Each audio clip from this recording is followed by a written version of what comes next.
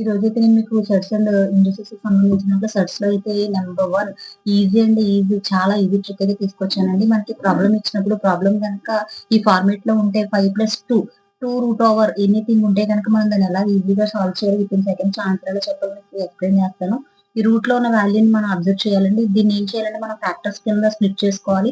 ఎట్లా స్ప్లిట్ చేసుకోవాలనుకుంటే ఆ ఫ్యాక్టర్స్ కింద అంటే ఫర్ ఎగ్జాంపుల్ 3 2s ఆర్ 6 ఇట్లా స్ప్లిట్ చేసినప్పుడు ఆ రెండింటిని యాడ్ చేస్తే మనకి ఫస్ట్ ఉన్న వాల్యూ వచ్చేలాగా స్ప్లిట్ చేసుకోవాలండి. సో అట్లా స్ప్లిట్ చేసుకుని 3 2 కింద రాసుకోవాలండి. ఇక్కడ ప్లస్ ఉంటే కనుక మనం ఇక్కడ ప్లస్ ప్లేస్ చేసుకోవాలి. సో రూట్ ఓవర్ వేసుకోవాలండి.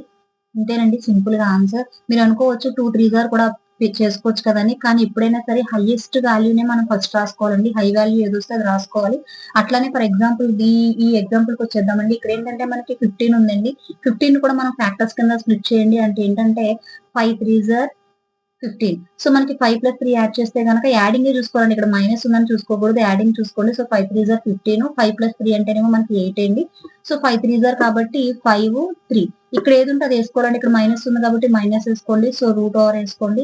దిస్ ఇస్ ద ఆన్సర్ అండి. అట్లానే మీరు ఇది ఈ ప్రాబ్లం అయితే మీరు ట్రై చేయండి. ట్రై చేసి సాల్వ్ చేసి నాకు ఆన్సర్ అయితే కామెంట్ సెక్షన్ లో పెట్టండి. Thank you for watching.